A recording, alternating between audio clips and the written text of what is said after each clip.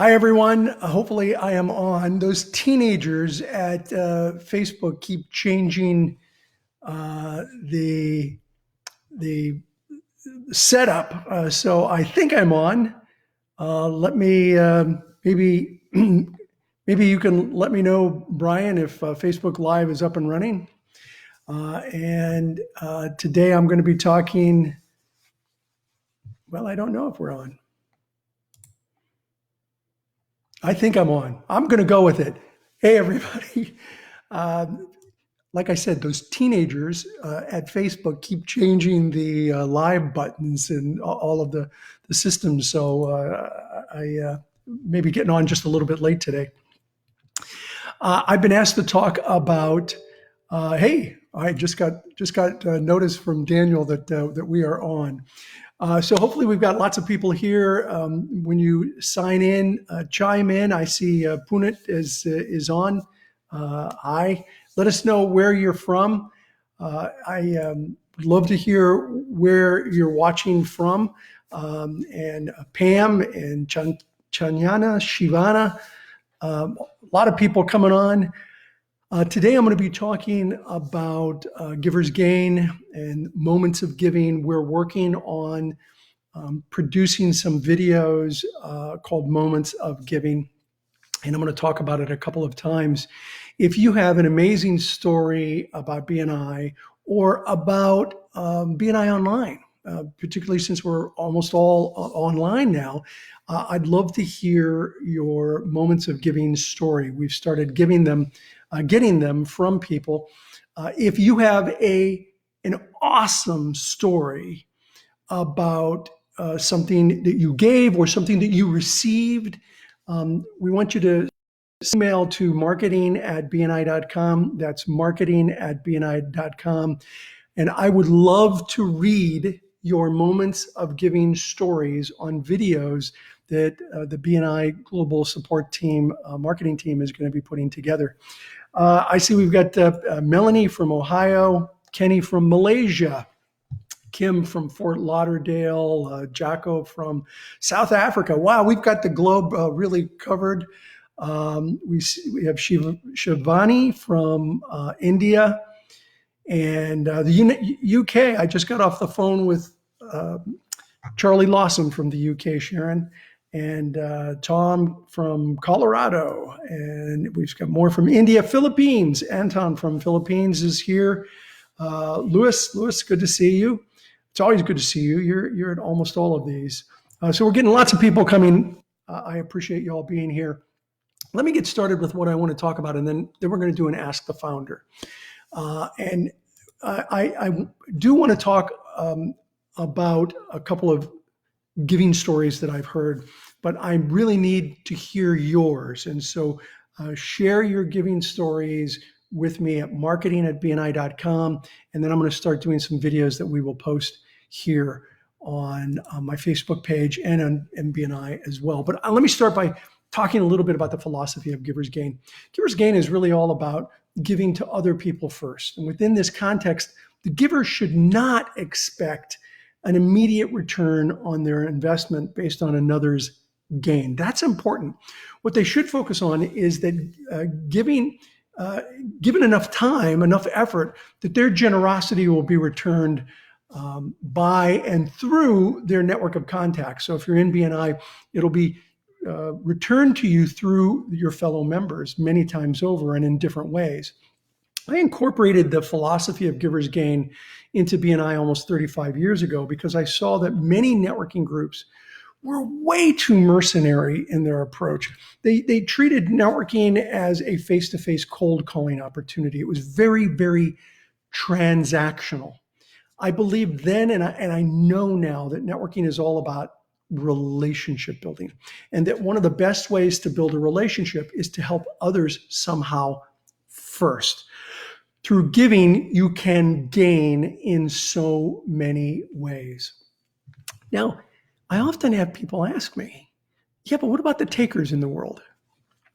So I haven't really talked much about that. And I'm going to do that here on this Facebook Live before we open it up for questions. And remember, your questions can be about this topic or they can be about any topic.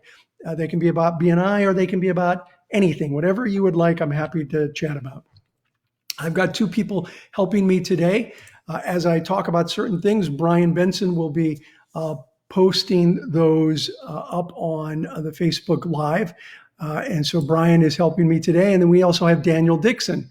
And Daniel is going to be feeding me the questions as we go along. So before we get to the Q&A, let me finish by talking about some of the takers in the world. These are people who they either don't understand the power of giver's gain or they don't really care or believe in the concept. So here's the answer to people who say, what about the takers? Life requires discernment. And sometimes it's about evaluating the people that are in your network and whether they are willing to contribute to your relationship. This is where discernment comes into play. Giver's gain does not mean you should be a taker's victim. Let me repeat that one. Giver's gain does not mean you should be a taker's victim. The world is full of givers and takers. So it's important that you apply contextual intelligence and use appropriate judgment to give freely to the people who you value and who also value the giving approach to life. Use discernment for the ones who do not. Sometimes people are so busy in life, they're just not thinking about the importance of having a reciprocal relationship. Sometimes they don't know how, and sometimes they don't care. All three of those require discernment, and discernment requires a different response strategy. So I one time had a person come to me in a BNI group, and he said, I've got this person, I've given them a lot of referrals, and they haven't given me any referrals at all. And it feels like this person is just a taker. And so what I suggested to this individual was to sit down with them and do the strategy that I was about to describe to the gentleman. And I said, and listen to his answer, because his answer will be, and many of you may have heard me talk about the can't do, won't do strategy in asking questions. And I said, his answer is either he's going to give you a can't do answer or a won't do answer. When you tell him that you've given him these referrals and would he be willing to reciprocate, and I'll tell you how to do that effectively, listen for his answer, because his answer will be that he just can't, he doesn't know how, or that he really doesn't think you're a good referral source. And you'll be able to tell from his answer. And he said, okay, so what do I say to him when I meet him? I said, first thing, go to the meeting with all the referrals you've given him. You've told me you've been giving him a lot of referrals. So go to the meeting with all the referrals you have been giving him. And just go through the list and say, hey, I gave you this referral about 1.5 years ago. I think that one turned into a sale, didn't it? Yeah, tell me about it. How did it work out? Oh, then I gave you this referral about a year ago. I'm not sure I ever heard back on that one. How did it work out? And go through all of the referrals you gave him over the last 1.5 years that you've both been in the group and you've been giving him referrals. And get some feedback, because what if he says to you, yeah, none of those have worked out? Then you need to abandon the strategy of asking for referrals, because the referrals you've given him haven't worked out. But if the referrals have worked out, then ask him this question or make this statement. I am really, really glad that the referrals I've been giving you have worked out. I'm really, really pleased. It would be great if we could talk now about how you might be able to reciprocate and give me referrals as well.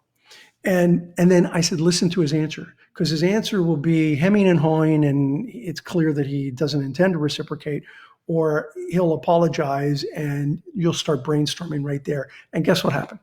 It was the latter. The gentleman said, oh my goodness, you're absolutely right. I haven't. And I've been, just like so focused on doing business that I haven't really given a lot of effort to you. And I apologize for that. Yeah, let's talk about that. They spent the rest of that meeting talking about how this person who had received referrals but hadn't given any could in fact start giving them. And within just a month or so, in fact, he gave him his first referral.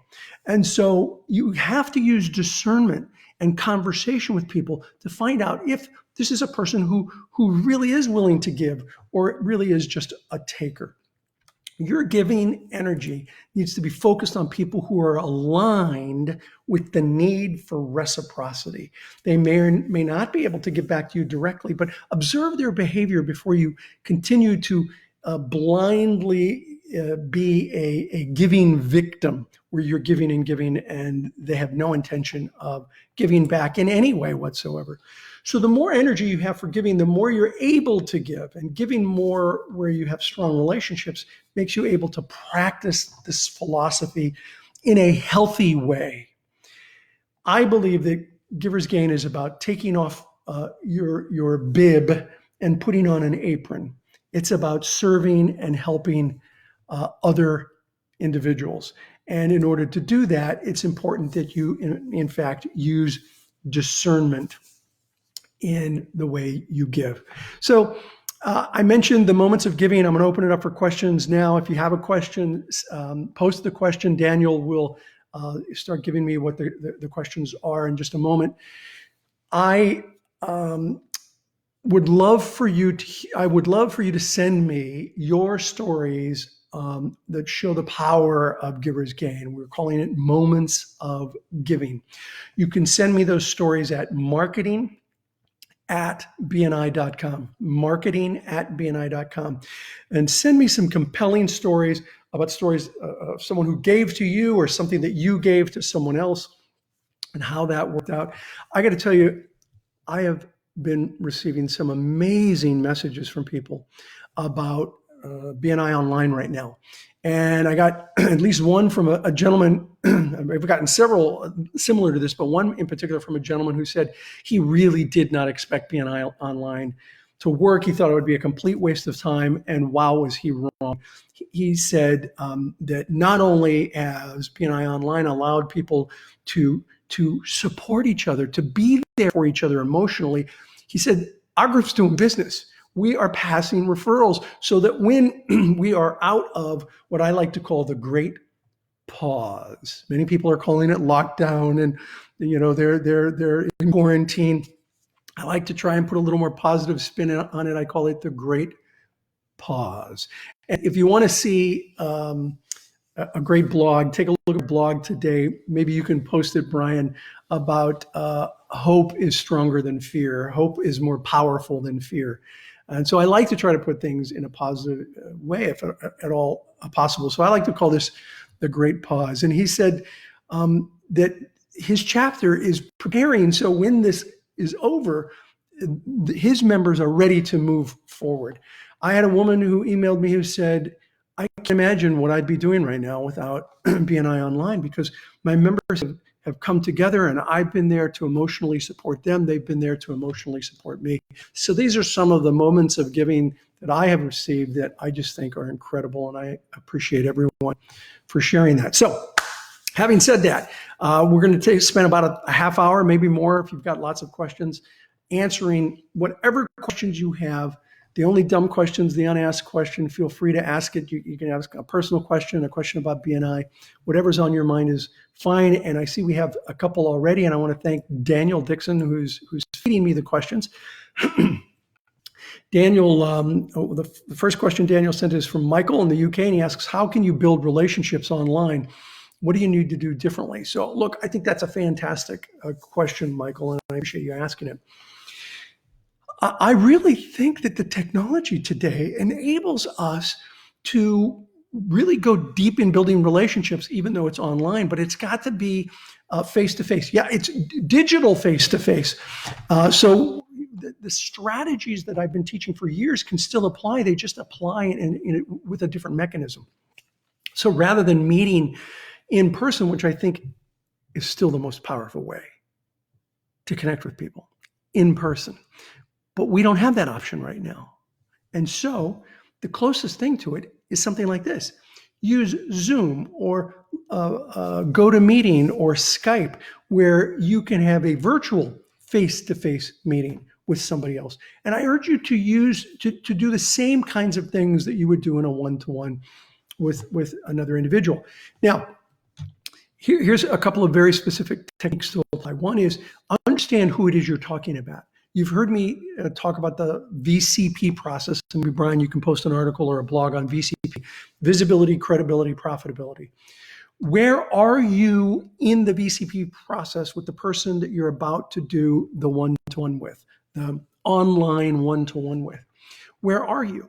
Because you would have a different discussion with people that you're at visibility with than you would with people that you're at credibility or profitability with. So I'd recommend you start with the people at profitability, go in reverse order. These are people who already know you. They're happy to have a conversation with you. And there you can drill down quickly and say, okay, so what are you doing to prepare for when we're out of the great pause? This is what I'm doing. How can I help you when we're all released? And here are some things you can do for me. You can go right to the heart of things with the people that you're at profitability with. People that you're at credibility with, you can get to the heart of things a little quicker. But with both of them, by the way, you should start by saying, how are you doing? How's the family? How's everybody's health? Check in, make sure they're okay. And then start talking about strategies and what kind of plan do you have? Now, those conversations can be reasonably similar between profitability and the people that you're at credibility with. If you're in BNI, you should be at credibility with most of the people in your chapter. The ones you're at visibility with is kind of different, because there you can't just dive straight into what you plan on doing. You want to learn more about that person. So the people that you're at visibility with or barely at visibility with, I recommend you do some variation of the gains exchange. And Brian will post something about the gains exchange as well. The gains exchange, if you're in BNI, you know what that is. It's about goals, accomplishments, interests, networks, and skills. And so if you talk to the person about, hey, so tell me about what are your objectives? What are your goals? What are some of the things that you've accomplished? What we have found is that the gains exchange finds overlapping areas of interest. And when you have overlapping areas of interest, you build a relationship much quicker. So something like the gains exchange is a force multiplier in building a relationship quickly. You can find information on the Gains Exchange in the second edition of Networking Like a Pro, and I've got articles on it. I'm sure Brian will post one if he hasn't already.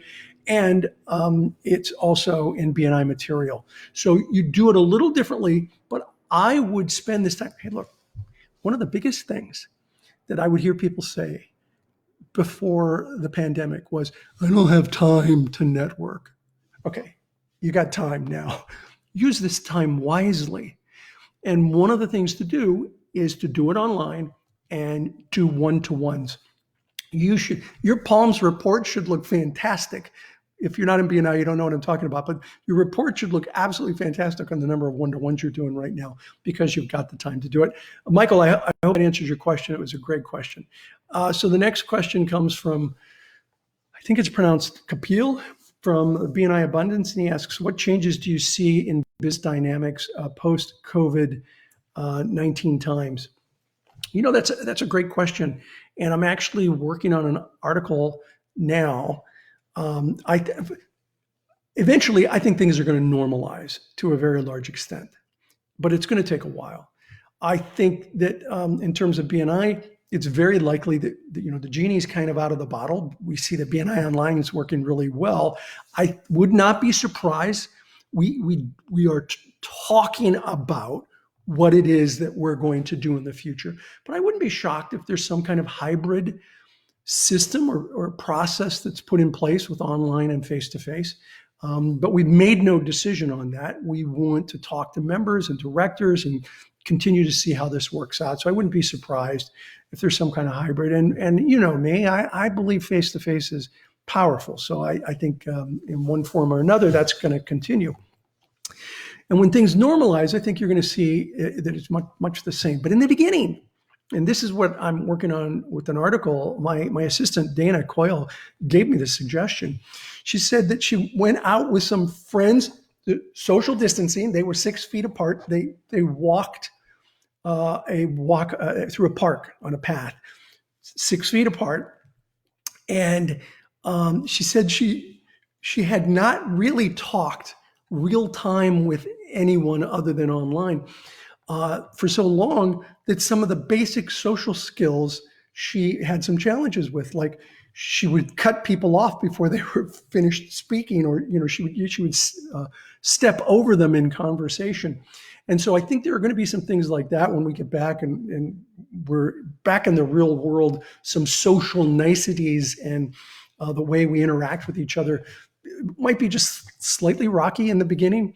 And so I'm giving some thought to that. By the way, if you have a suggestion or an idea, or if you think of some things that you think are going to be a little more challenging once we get back, post that up here on the comments. And Brian, I'd love for you to look through and summarize some of those, because I think that will make a great article. Kapil, great question. I hope that answers it. Jigar, I think that's Jigar or Higar, asks, is BNI's 2020 convention in Miami still on schedule? If so, are there any changes that we need to know of? I know of no change at this point. At this point, it is still on. We have not canceled it. I think it's way too early to be saying, yes, we're going to do it, or no, we're not going to do it.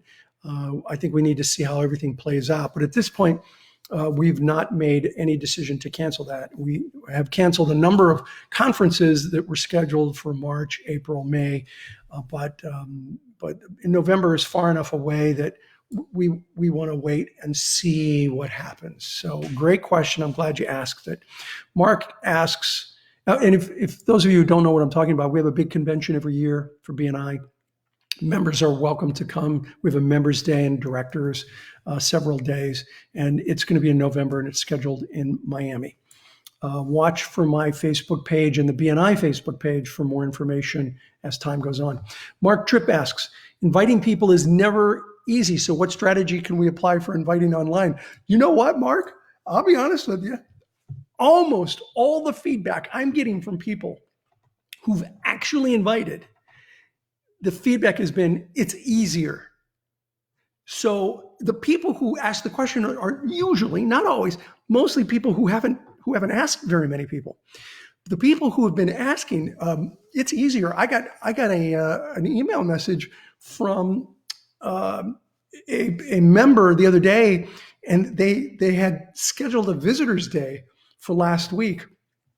And they did it like 2 months ago, and they were really worried about the turnout. You had 30 visitors online, 30 visitors.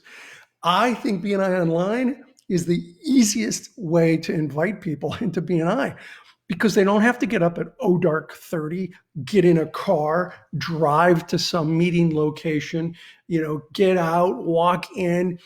They can just roll out of bed, comb their hair. They can do a BNI meeting in their sweatpants. Nobody would know. I have found that it's actually easier. Go to the people who, say, well, it's awfully early or whatever, and see if they're interested in doing it online. I have heard from BNI members that it's actually easier to get visitors. I would go back to alumni, people who used to be BNI members. I would go to people who said, yeah, it's interesting, but I don't want to go. It's a big commitment to go there in the morning. Just come check it out. Come to the BNI online meeting. Most people that I've been hearing who've actually been inviting says it's easier, not harder. Alessandra from Italy asks, I live and work in Milan, where it's tough for some people to work and live. How can I help as a single member, individual, or as a chapter? Alessandra, I'm not sure what you mean by how can I help. And if I knew your business, I might be able to give you better advice. But let me give you a story about somebody who was in a similar situation and how they applied their business to help other people. It's a story of a good friend of mine, Eddie Esposito, who is a business coach. And Eddie lived in New Orleans, and his house was destroyed in Katrina. And he tells the story about how he found out. He was hundreds of miles away, and he was watching the news and watching Katrina. And there was a helicopter flying over the area where his house was, and he saw his house, and his house was underwater. All he could see was the roof. And so he knew his house was destroyed and there was nothing to go back to for a long time. And I'll tell you what he did to help people. is he started reaching out to his fellow BNI members and his existing clients.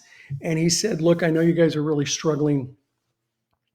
Let me help you as a coach.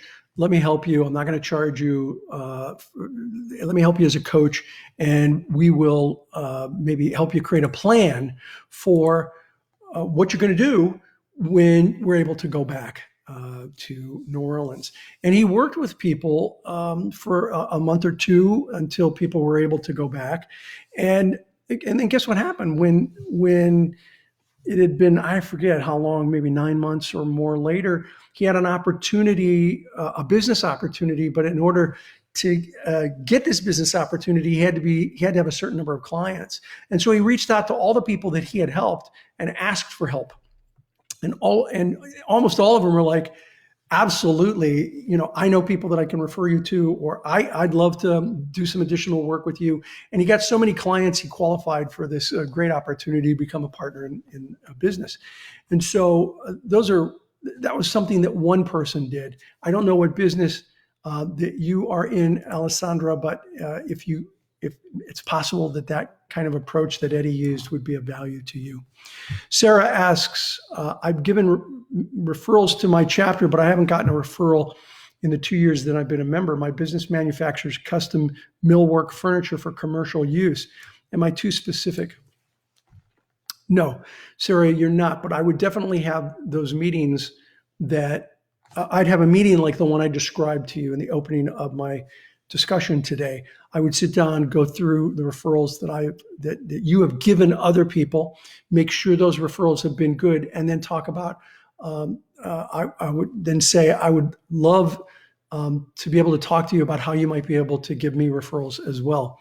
Your business is very specific, and it used to be. And maybe Brian, you can post the podcast that I did about Nordy Turchin. I'll give you the short version of the story, Sarah. I had a person many years ago who sold commercial light bulbs. Commercial light bulbs. I'm talking about the light bulbs that are in big warehouses that you flip the switch and it takes like 3 minutes for the light bulb to kind of slowly get brighter and brighter until it's fully bright. It's not like a light bulb here in my office.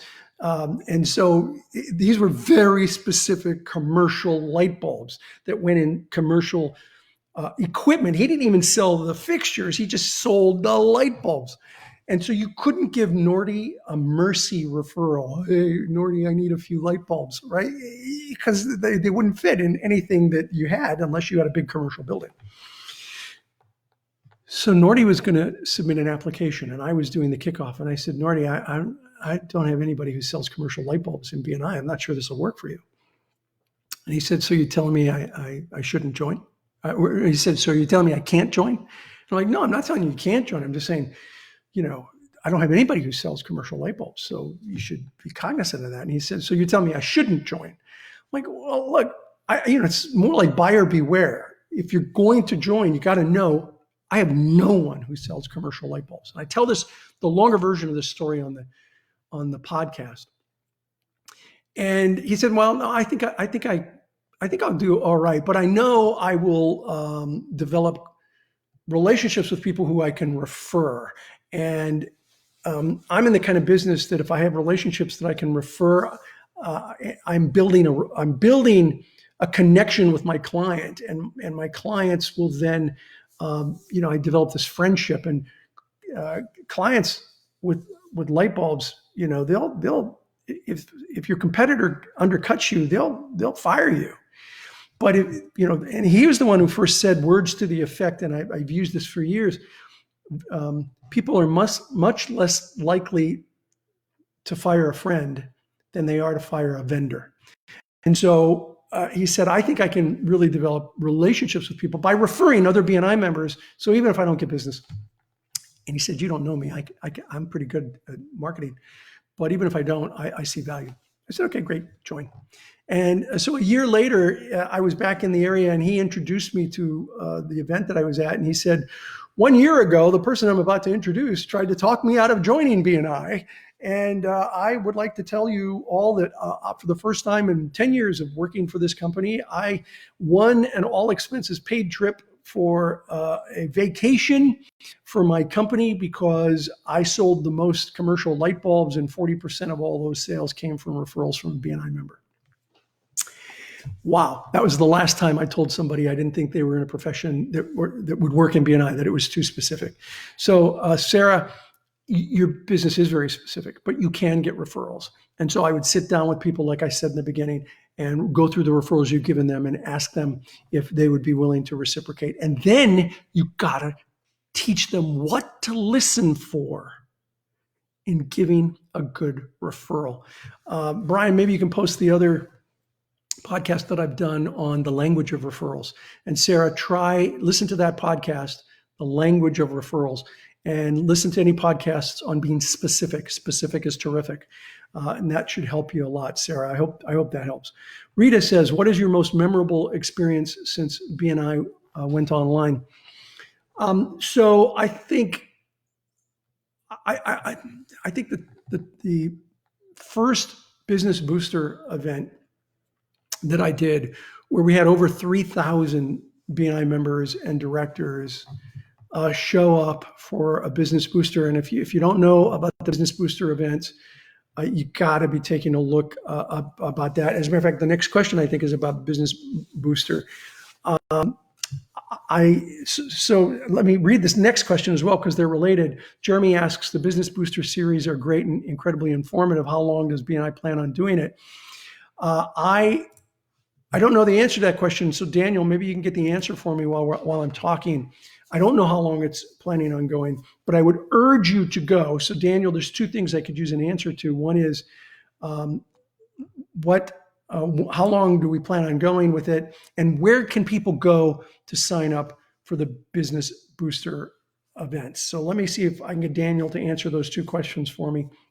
I know for a fact there are a number of Business Boosters scheduled. There's one next week that is live, and you can watch them live, but you can also watch them recorded. And I think they're up on BNI University. Daniel, maybe that's a third question I need to ask you. You can tell me, is it on BNI University? I believe I know they're being recorded, and I think they're being put up there. So I'm doing one next week on storytelling. You are invited to come. I've got some new content. If you've heard me talk about storytelling, I have some new content. This is a panel, and I'm on the panel. I'm also doing a podcast, a Business Boosters event in about 2 weeks, I think, on network mentoring. And the title is a marginal title. It's about the power of mentoring. But the truth is, or the importance of mentoring. But the truth is, it's really why mentoring is good for you. Why you as a mentor benefits you. It does. It benefits you to be a mentor. And I'm going to talk about that. It obviously benefits you to be a mentee. If you've got somebody who's mentoring you, that's the obvious benefit. But the one that's not so obvious is that you will be better at what you do by mentoring, and I'm going to talk about that. So that's one of the Business Booster webinars that I've got. So I'm going to be on 2, but there are many others coming. And Daniel is looking to see how long they plan on going. I think at least a month. And yes, they are recorded and they are posted afterwards on BNI University. So if you're a BNI member, you can go to BNI University and watch any of the recorded webinars. Now, the only downside to watching the recording is you see the presentation, but you don't get any of the Q&A. And the benefit of showing up live is that you get to ask questions and you get to see the questions and the responses. And you're good, Daniel. The answer on Business Boosters is it's currently scheduled to go through mid-May. So Jeremy, that's the answer to your question. Rita, my most memorable experience so far with BNI Online is this Business Boosters that's been created as a result of it, and having 3,000 people. I mean, it's not often. I'd like to say, I show up and 3,000 people show up. That usually only happens at a convention. So for me, it was very exciting. And that's because of BNI Online. Okay. Jennifer asks, how do we find and access a list of the BNI online BNI meetings? If you're talking about BNI meetings, you need to connect with a local BNI director, and they can tell you where all of the chapters are because they are geographic. You can still find a chapter on BNI. Now, some directors have made the mistake of taking off the meeting location from BNI.com, in which case you need to go find the director and ask where the closest chapters are. Most executive directors have not taken off the meeting location because that will at least tell you what chapters that you should be meeting with online. So you need to go to the director or the chapter president. Daniel, if there's a better answer than that, let me know. But I would find a chapter is where I would recommend you do. I also heard on the Business Boosters that we're looking for additional highly qualified speakers, preferably well-known experts in areas. And so if you know somebody, by all means, post it here or post it on the marketing at BNI.com. If you know a well-known industry expert on a topic, we're looking for a handful more. Okay, I'm still open to other questions. I'm told by Daniel that BNI members can contact their executive director or national director to get the most recent copy of the schedule of online meetings. But we don't just release every 9,500 groups and online meetings because that would be chaos for everyone. And you do need to register to go to an online meeting. Here's the next question from Kevin, and I'll take a handful more of questions. What is your hope and vision for BNI 2020? Although the unprecedented global, or despite the unprecedented global situation that we live in today. So I think there's always, I think it's possible to turn lemons into lemonade. I always have. That's the person that I am. I try to look for solutions for problems. And I think the lemonade that's going to come out of this, because this has been a horrible experience for everyone, and it's certainly been a challenge for us. I mean, think about it for a moment. Think about you having a business where you have 9,500 groups of people, 270,000 clients who meet in person. Oh, and they meet in person every week. And they meet in person every week in 70 countries around the world. And you got to stop meeting now. That was the situation we were in just weeks or months ago in some countries. That was a challenge. And to have BNI so quickly transition 9,500 groups from in-person to online was an unprecedented action, and something we certainly didn't foresee. Although, and maybe, Brian, you can post the article I did a couple of years ago for Entrepreneur, the future of face-to-face may be online. I've been talking about this for years, that networking groups need to move, but I was basing it on technology. That as technology advanced and there was 3D and holographic and mixed reality technologies, that there was going to be more online. I didn't anticipate it happening because of a virus. So here we are. And your question is, what's our hope or vision? Here's my hope and my vision. And it's not going to happen overnight. It's going to take time. But I believe that some variation of a hybrid process is going to happen in BNI. And when that happens, it actually makes it easier for people to join, not harder, particularly for people who travel or people who have childcare issues in the mornings or during the day. And so I really believe that BNI will, after this is over, months, a year from now, we'll certainly know better. But I believe we can go from hundreds of thousands of members to millions of members. And the benefit to the membership is that the more, I hear members say to me all the time, BNI should be a household name.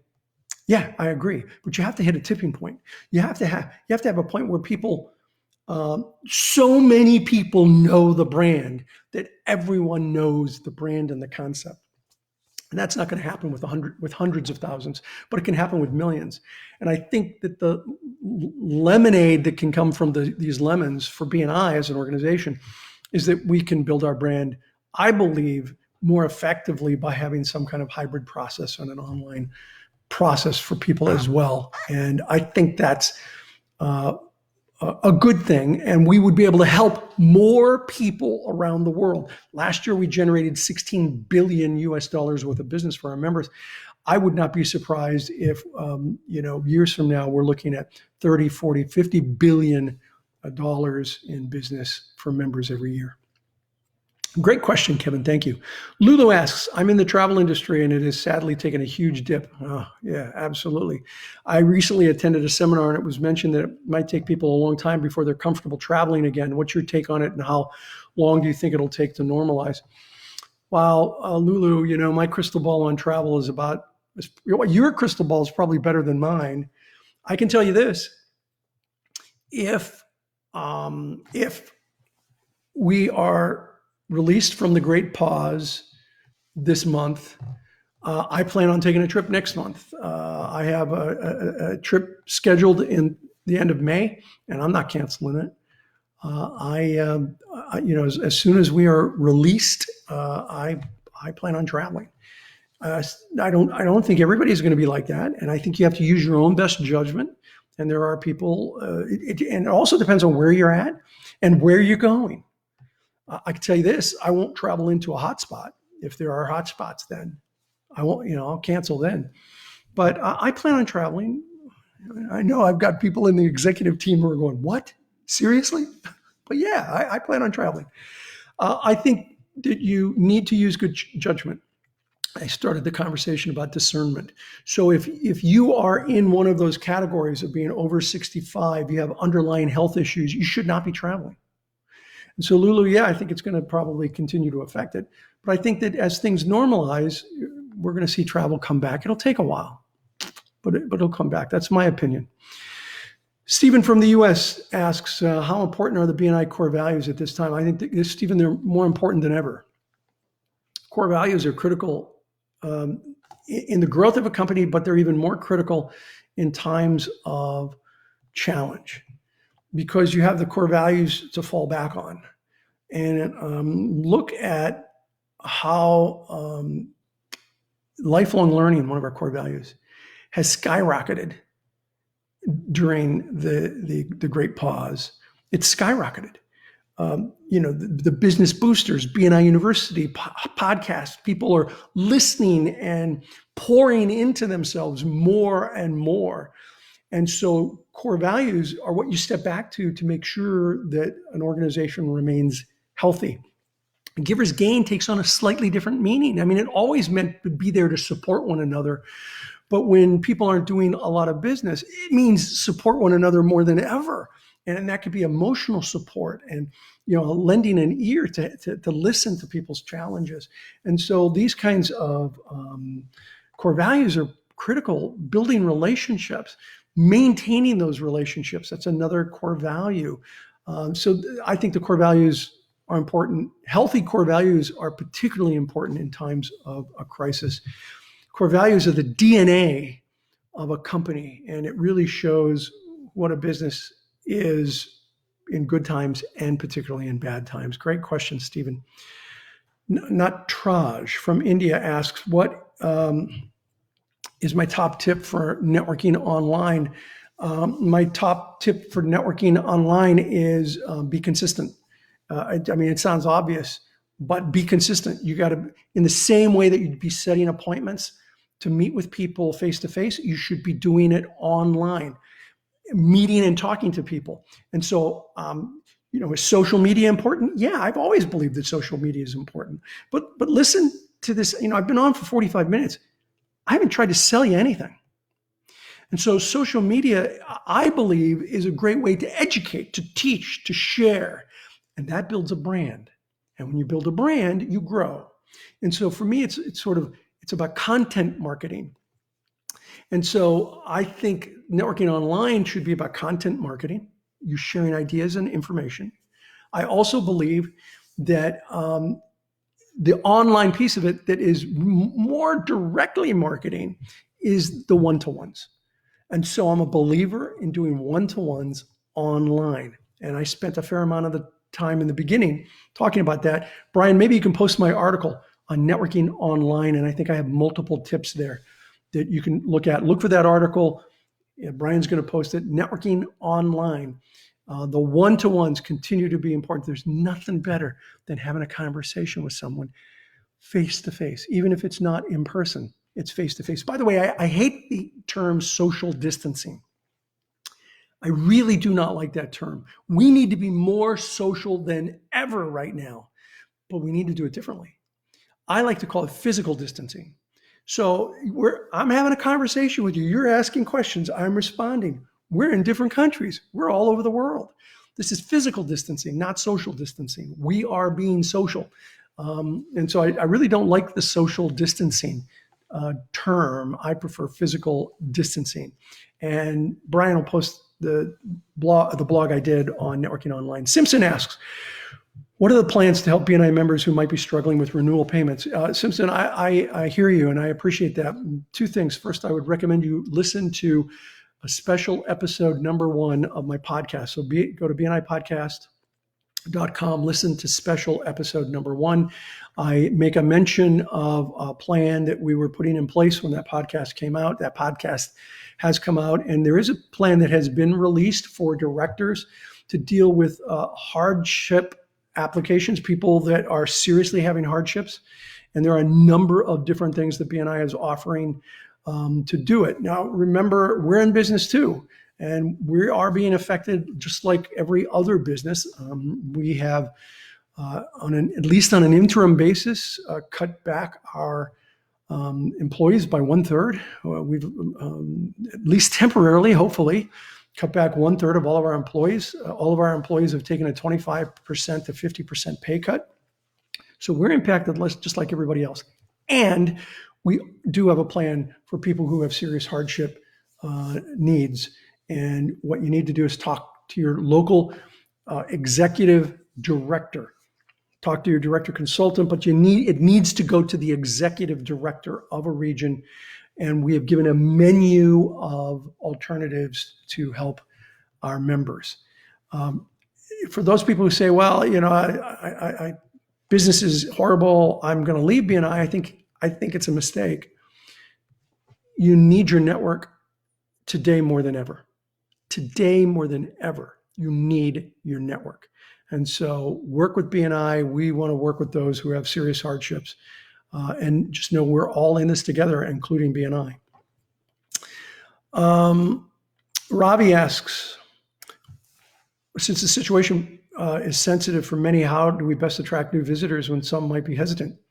Okay, I can answer that question in one word. Ask. Ravi, ask. And I mentioned this earlier. The people who have been reaching out to me who have gotten visitors to come to the meeting have told me they are just asking. They're saying it's easier than ever. Come check out BNI. It's easier than it's ever been to come to. And they're getting a boatload of people coming to BNI meetings. So I would argue, don't use this as the reason to be hesitant. Use BNI Online as the reason to be excited about inviting people, because it's easier than ever to get them to come to a BNI meeting. They don't have to make any commitment. They don't even have to pay for breakfast. I mean, how easy is that? So, Robbie, this is the very time. It's like when there's a recession, membership actually continues to grow dramatically in BNI during a recession. How could that be? Less people have money, but growth in BNI continues to go up in a recession. The reason for that is that people need the business. And so when you need the business, you want your network to be strong. The worst thing you can do is not network. And so, Ravi, I think it's easier, not harder. Hugh asks, what skills do you think we can build during this time while online that benefits us when we return to face-to-face networking? Love that question, Hugh. Absolutely love that question. I think you should be, I think we all should be immersing ourselves in the lifelong learning core value. now I'm singing to the choir. We've got hundreds and hundreds of people on this Facebook Live. You get that. You understand the importance of pouring into yourself right now.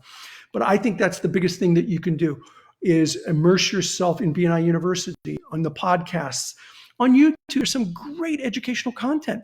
Think about your business and who are the industry experts in your business. Go listen to their podcasts, listen or watch their videos.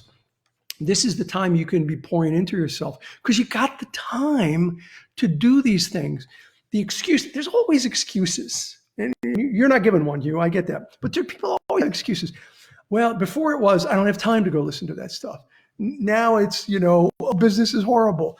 There's always reasons not to do something. I'm telling you, there are really important reasons to pour into yourself right now. And today is the best time in the world to be preparing for your face-to-face.